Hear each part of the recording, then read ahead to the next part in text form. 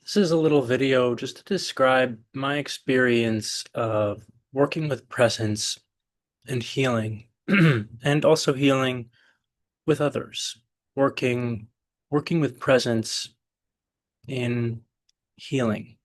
Very general topic.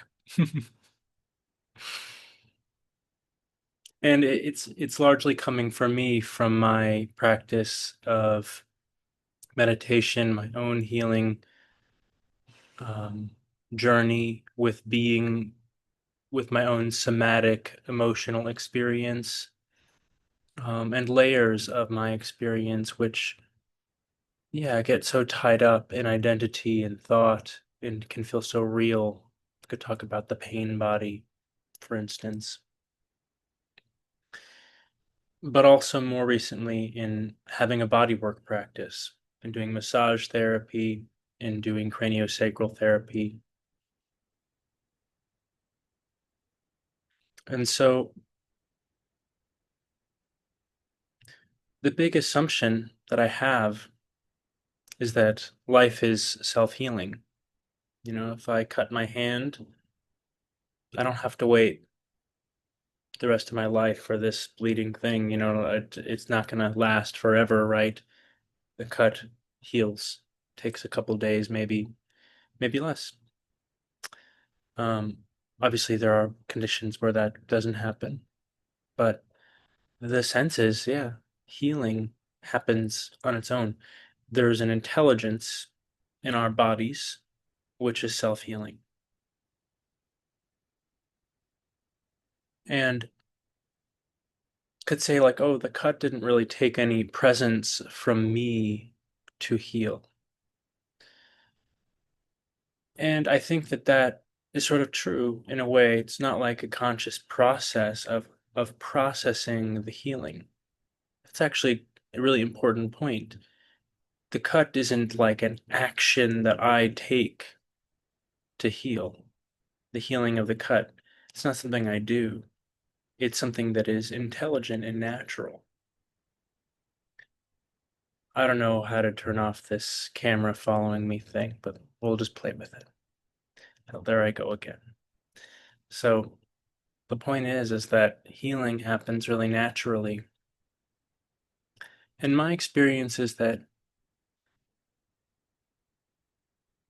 when we're talking more about, say, emotional trauma, or could be physical trauma too, to the body, there's often an element of it which was too much for the system to handle at the time that it was created, psychologically, emotionally, or just in terms of the presence not being able to stay with the intensity of the experience. So personally, the personality maybe dissociates. And so there's this element that in bringing presence to a layer of trauma sort of brings that layer to the surface. And so what seems really meaningful to say here is that presence empowers the intelligence of life. Presence empowers the resistant, fearful, um, seeming in the experience of separation parts of ourselves to, oh, recognize there's something like here I am, there's something right here, there's something holding this.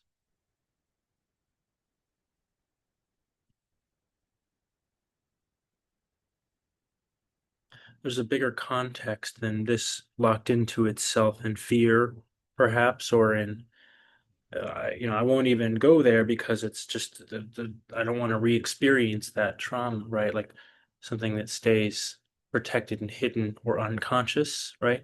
Outside of the view of our conscious mind. As we become conscious and present to our experience, that presence is naturally self-loving. It's not in any way, shape, or form judging. It's patient. It's essentially the love that this would have needed in order to unwind in the moment. If like when we're a baby and some kind of impact comes in, we have no way of processing it. That deep holding could have allowed that process to heal. And maybe some souls, it doesn't matter even if that love was present at the time, it couldn't have been taken in, just the level of the impact of whatever trauma, you know. So it's not even like, even if we had really loving parents, they might have been loving and true and truly available. But even then, our young systems needed to protect something, and it couldn't experience the resolution in the moment. And so now, as adults listening to this, can recognize it's through presence that, first of all, that material which became unconscious then was buried because it can't really process it. It's how it comes up, right? It gets to be seen in the light of our experience of our recognition. And part of the nature of this light is that it is safe and that it is not judgmental, and that it is not demanding healing, and that it's just truly present and sees everything and is really willing to be present, to hold. And just like any wound, right, the cut has an intelligent nature, the skin has an intelligent nature, it knows how to heal itself. So does the crunched up experience of trauma. It just might be holding a lot of impact, and so its healing is more challenging. But again, it's not like you go in to heal the cut, right? You just are aware. When I'm talking about presence being the healing, a healing factor, it's like there's already an intelligence that will self-heal. Maybe the presence is simply the necessary energy, the light that allows healing to unfold at maybe a greater pace. Maybe this could eventually just throughout life open up and heal. But it seems that by just holding an open field of love, of witnessing, healing happens. And it happens in a way that is natural. So much of our experience in this human life of suffering, I wouldn't describe it as natural because it has a nature to it. It has its own intelligence, but in a way, it's experiencing itself as separate from a wholeness of life. When I'm speaking of nature, I don't think you go to the forest and the trees feel so separate from each other, or from the grasses, or from the birds. You go to the forest, and if you're in a really peaceful forest that's not been kind of altered or messed with much, you can recognize there's a feeling sense. This is sort of like one organism. And the same is true, astronauts say that when they look at the Earth from outer space and they can see the whole, right? It's just one Earth. It's one. It's one living being. And so that wholeness is our true nature. Like, for instance, like even in this speech, it's like there might be some recognition of like, oh, like what is he saying? Does it resonate with me? And there might also be a feeling sense of like, oh, this that's being spoken and articulated isn't really being articulated out of a sense of separation. It's just, I am essentially just sort of talking to myself, but it's not my mind making that up. It's just what reality actually has always been, is that every experience that seems like it's outside of us is actually somehow a part of us, is one thing. And it's not so much a part of me as a personal experience of like Ben Mandelbaum witnesses travesties and that has something to do with me. It's more that there's only one consciousness. It's a threadless one fabric. It is just one. And that life, the life of that oneness, exhibits all of these different aspects, including what we call like horrible things and travesties. Usually, I would say probably maybe entirely in self-identified experiences of separation, like war, right? Like us versus them. Us versus them doesn't really exist in the sense of true wholeness. You cannot go to war with yourself. It would sound crazy, right? I'm going to war with myself. Like, what is that going to do? It's not going to work. And so it's the same experience, the experience of separation that creates the travesties, those things we see in the world. But in another way, we can complete that. We can be a part of the healing, say, of that, the wholing, the coming together, the reunification of that which feels separation, which is the creation of suffering, of awayness from God, from Creator, from like literally like I am not the ocean, I'm just this drop. I mean, how terrifying. I it's all up to me to make it work. It's not recognizing it's a part of an intelligence that's whole and one and complete and totally always embracing us. Actually, always. Even when we're in the depths of experience, that isn't so. And so it's this process of reunification that's what's coming through presencing. Something deep presence doesn't identify separation. For a long time, if you practice, meditation or something, you're developing a sense uh, of being kind of at one. In the mind stills, there's a sense that there isn't anything to do, right? There's a sense of rest. That sense of rest is just as natural as a tree resting in beingness, constantly still doing all the processes that are necessary for life. Jesus talked about the lilies of the field. He was serious, y'all. Life actually lives itself. It is so intelligent that it knows how to gather sunlight, water, earth, knows how to ground itself into, it has a health, a natural health to it.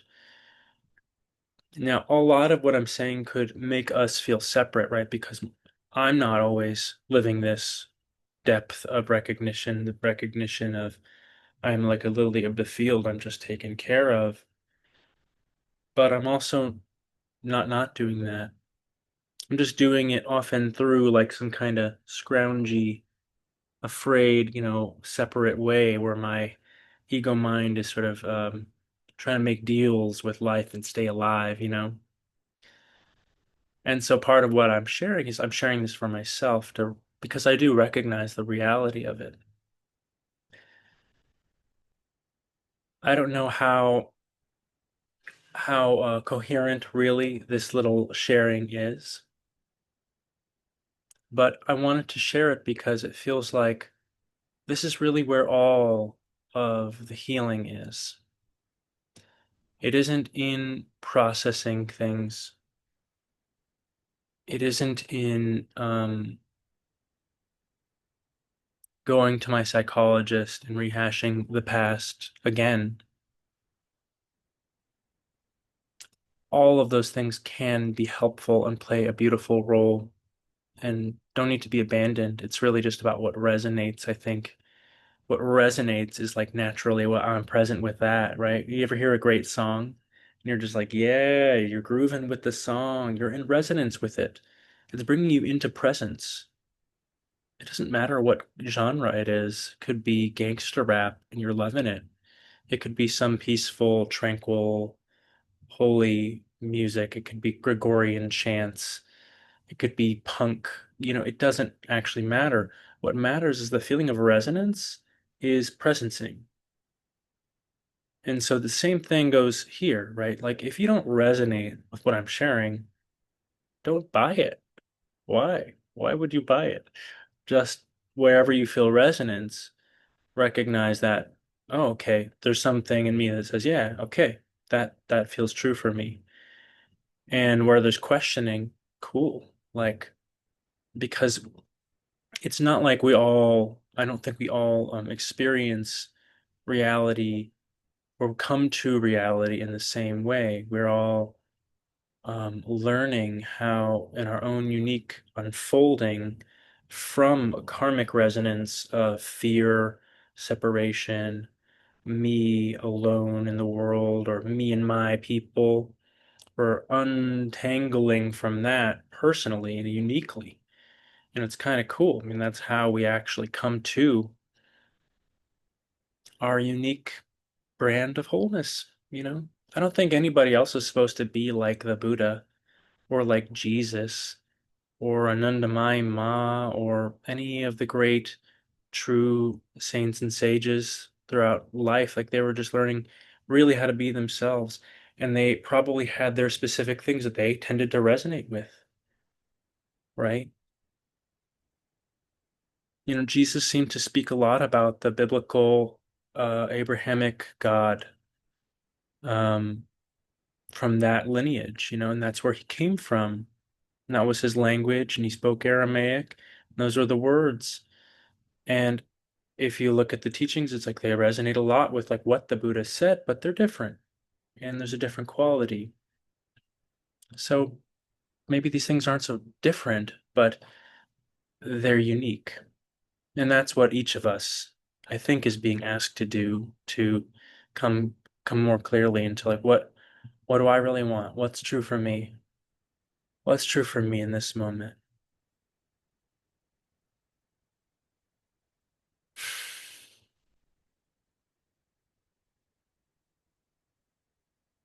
Yeah, what's me? What do I really resonate with? Because that is a guiding compass. It's like following your bliss, right? That's the guiding compass of our own personal, unique way of awakening. And that doesn't mean we don't need to like follow closely to someone we really trust if we have like a teacher that we resonate with. Or you might have a companion. You might see they might be like a teacher, but you might not resonate with them as that, like they're my teacher, because that creates levels, right? It might be more of a sense of like we're like a part of a family that is all in its own time and frequency and way coming to recognize and live in what's true right here. Who am I? What's the true healing? What wants to happen with this life? What am I supposed to do with my life? How am I uniquely meant to serve? If I have a dharma, what is my dharma?